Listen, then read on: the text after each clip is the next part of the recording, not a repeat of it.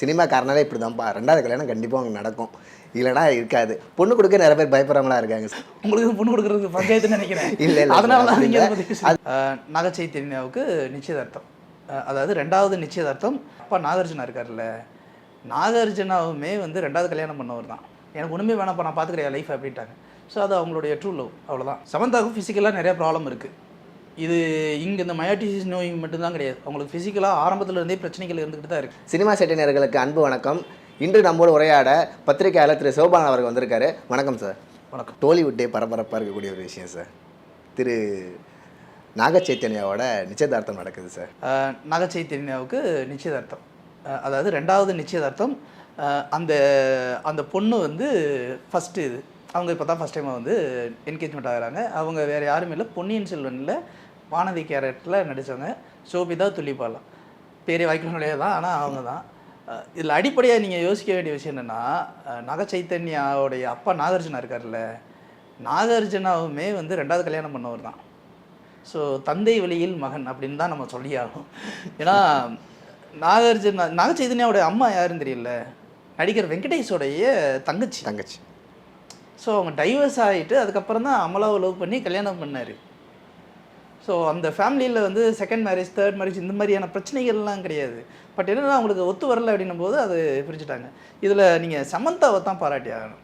ஏன்னா சமந்தா அடிப்படையிலேருந்து கஷ்டப்பட்டு வந்தவங்க, அப்பர் மிடில் கிளாஸ் கூட கிடையாது. அவங்களுடைய லைஃபுக்கு, அவங்களுக்கு பாக்கெட் மணிக்கு, அவங்க கடன் அடைக்கிறதுக்காகவே அவங்க சினிமாவுக்குள்ளே வந்து ட்ரை பண்ணி ஃபிசிக்கலாக அவங்க நிறையா ஸ்ட்ரகிளை ஃபேஸ் பண்ணி, அந்த ஸ்ட்ரகிள் நீங்கள் ஒன்றும் இல்லை, மாஸ்கோவின் காவேரின்னு ஒரு படத்தில் பாருங்கள், அதில் வர சமந்தாவை, அதுக்கப்புறம் பானா காத்தாடி படத்துக்கு அப்புறம் வர சமந்தாவை, இடையில முரண்னு ஒரு படத்தில் கேரக்டர் ரோல் கூட பண்ணியிருப்பாங்க.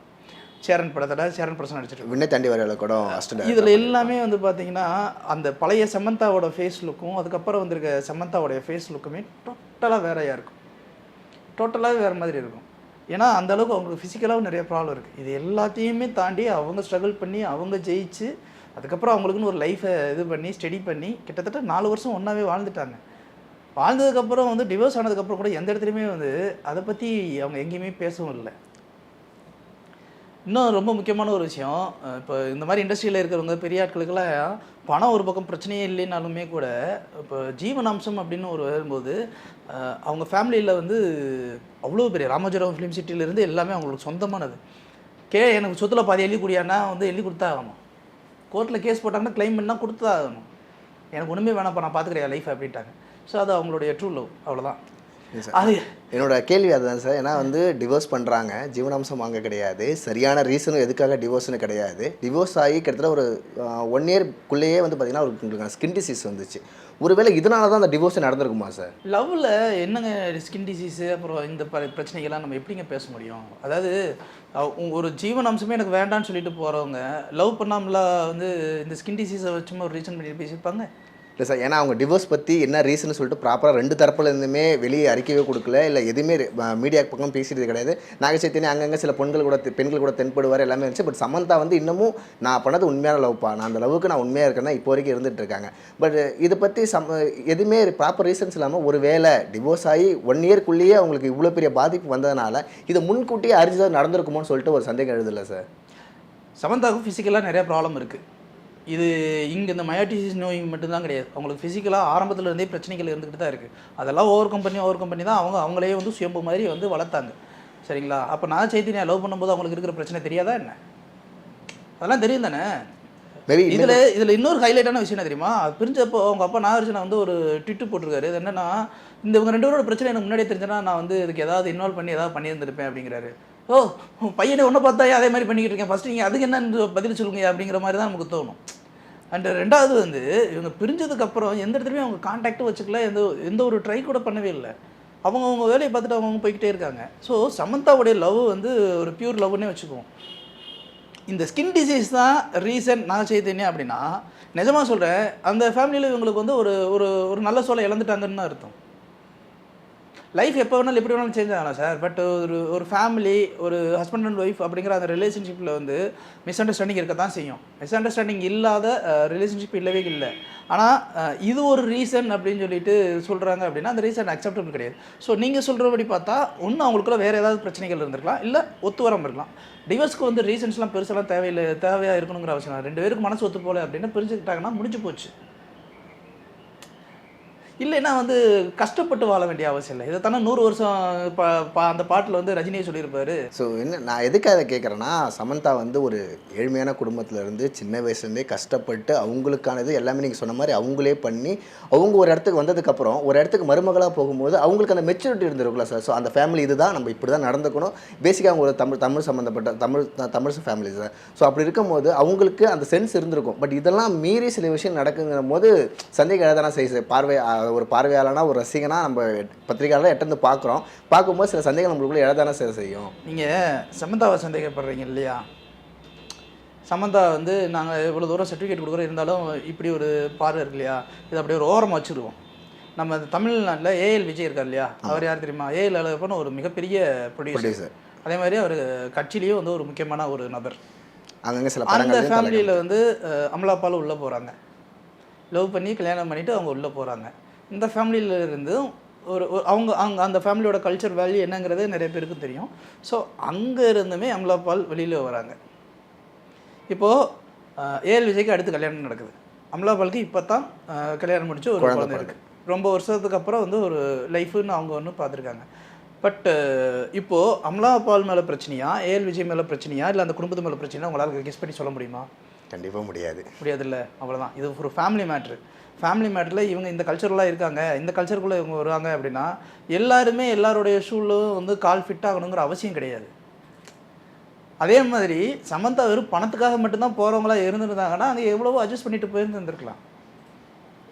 அவங்களுக்கு பண தேவைகள் இல்லாத மனிதர்கள் யாரும் கிடையாது. ஆனால் பணம் மட்டும்தான் லைஃபு அப்படின்னு நினச்சிட்டு அவங்க அங்கே போகலை. ரெண்டாவது வந்து நீங்கள் சொல்கிறீங்க இல்லையா, அந்த ப்ரெஸ்டீஜ் வேல்யூஸு, சொசைட்டியில் இதெல்லாம் வந்து அவங்களுக்கு தேவை கிடையாது. ஏன் அதுலேருந்து வெளியில் வந்து போய் எத்தனையோ படங்கள் நடித்தாங்களே. இப்போ சிட்டாடலில் ரீசெண்டாக கூட நடிச்சுட்டு தான் இருக்காங்க. ஸோ அவங்களுடைய வில் பவர் வேறு, அவங்களுடைய ட்ரீம் வேறு. மேபி அவங்க வந்து அதை கண்ட்ரோல் பண்ண ட்ரை பண்ணியிருந்தாலும் நம்ம ஏன் பேசக்கூடாது? அமலா உங்களுக்கு தெரியும் இல்லையா? அமலா வந்து ஒரு காலத்தில் ரஜினிகாந்த் கூட கிசுகிசுக்கப்பட்டார், தெரியுமா உங்களுக்கு? தெரியும், கேள்விப்பட்டிருக்கேன். வேலைக்காரன் படத்தப்போ வா கண்ணாவா படத்தில் வந்து திடீர்னு காணாமல் போயிட்டாங்களாம். இதெல்லாம் வந்து எங்களுக்கு தெரியுமா? திரும்ப உள்ளே வந்தாங்களாம். அதுக்கடுத்து வந்து ரஜினி வந்து டிவோர்ஸே பண்ண போயிட்டாராம் அமலாவுக்காக. அப்புறம் ஃபைனலாக வந்து பேசி கேபி சார் வந்து பேசி இதெல்லாம் வந்தாங்களாம். இதெல்லாம் அப்போ சொல்லுவாங்க. அதுக்கப்புறம் 10 வருஷத்துக்கு அப்புறம் தான் கொடி பறக்குதுங்கிற படத்தில் வந்து அமலாவும் ரஜினி நடிக்கிறாங்க. இடையில மாப்பிள்ளை, அதுக்கடுத்து கொடி பறக்குது. இந்த மாதிரி வந்து அப்போவே வந்து அந்த பிரச்சனைகள்லாம் போய்கிட்டு தான் இருந்துச்சு. ஸோ ஒரு பிரச்சனை நடக்குது அப்படின்னா அதுக்கு 1000 காரணம் இருக்கலாம். இந்த ஃபேமிலிக்குள்ளே இந்த காரணம் இருக்குது, இந்த ஃபேமிலிக்குள்ளே இந்த காரணம் இருக்குது அப்படின்னு நம்ம 1000 காரணங்கள் சொல்லலாம். என்ன வேணாலும் இருந்துட்டு போட்டுமே. பட்டு இவங்க கல்யாணம் பண்ணுறாங்க, இவங்களுக்குன்னு ஒரு லைஃப் ஸ்டைலை தீர்மானம் பண்ணிக்கிறாங்க. சமத்தா அவங்க பாட்டுக்கு போகிறாங்க அப்படின்னா அதை நம்ம தேவையில்லாமல் முடிச்சு போடக்கூடாது.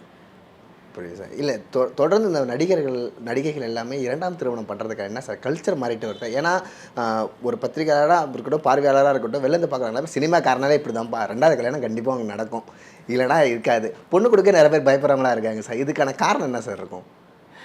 சார் நீங்கள் நம்ம சினிமாக்குள்ளே இருக்கிறனால நமக்கு என்ன வந்து சின்ன இந்த கிணற்று தவளை மாதிரி நம்ம பேசிக்கிட்டு இருக்கோம்.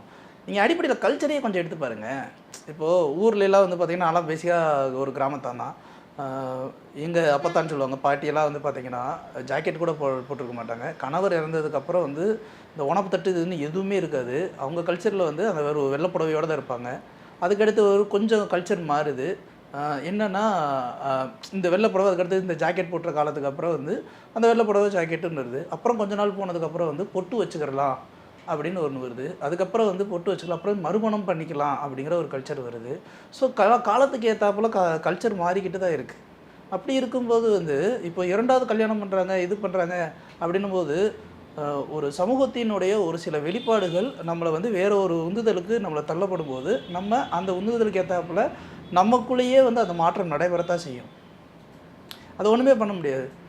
எங்கள் அப்பா வந்து கோமணம் கட்டிட்டு வந்து விவசாய நிலத்தில் இறங்கியிருக்காரு, இவர் கதர் சட்டை தான் போட்டிருக்காரு, நான் பேண்ட் ஷர்ட்டை போட்டிருக்கேன் அப்படின்னா பேண்ட் ஷர்ட்டு வெள்ளைக்காரன் போட்டது அதை நான் போட மாட்டேன் அப்படின்னு நீங்கள் பேசிகிட்டு இருக்க முடியுமா இப்போ உட்காந்து? முடியாது. முடியாதுல்ல. அடுத்த ஜென்ரேஷன் அடுத்த ஒரு கைண்ட் ஆஃப் ஸ்டைல் வருது. இன்னுமே எங்கள் அப்பாவுக்கு வந்து ஸ்மார்ட் ஃபோன் யூஸ் பண்ண தெரியாது. நம்ம ஸ்மார்ட் ஃபோன் யூஸ் பண்ணுறோம், டெக்னாலஜி அப்கிரேடாக இருக்கும். ஆனால் அவர் வச்சுருக்க சொத்தை வந்து நம்ம வச்சுருப்போம் கிடையாது.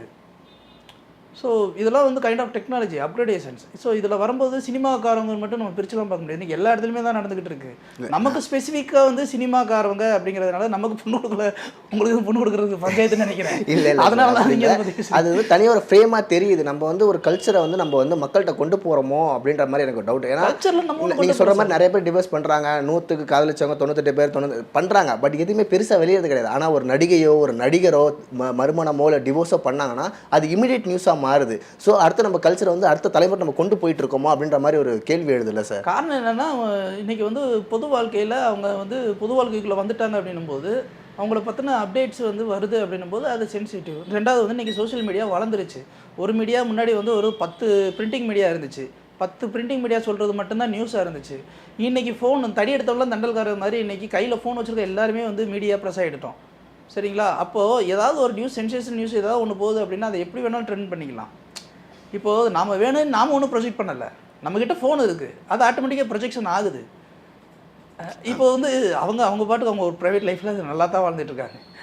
ஆனால் அதை நம்ம தான் பிடிச்சி இழுத்து அது இப்படி அப்படி இப்படின்னு சொல்லிட்டு இந்த விஷயங்கள்லாம் பேசிக்கிறோம். நல்ல வேலை அது நாகரசனா வீட்டில் நடக்குது அந்த கல்யாணம். எங்கேயாவது வந்து ஏதாவது ஒரு ஹால்லையோ ஸ்டார் ஹோட்டல்லையோ நடந்துச்சுன்னு வச்சுக்கோங்க, நேரம் ஒரு 15-20 ஃபோட்டோ பேவே வந்துருந்துருக்கும். நம்ம பேசுறதுக்கு முன்னாடியே வந்து அது அவ்வளோ என்னடா லைட் நியூஸ் போடுறீங்க, இது ஹிஸ்ட்ரி ஆகிடுச்சா அப்படின்னு இருப்பாங்க. ரொம்ப நன்றி சார் தொடர்ந்து பேசுகிறதுக்கு.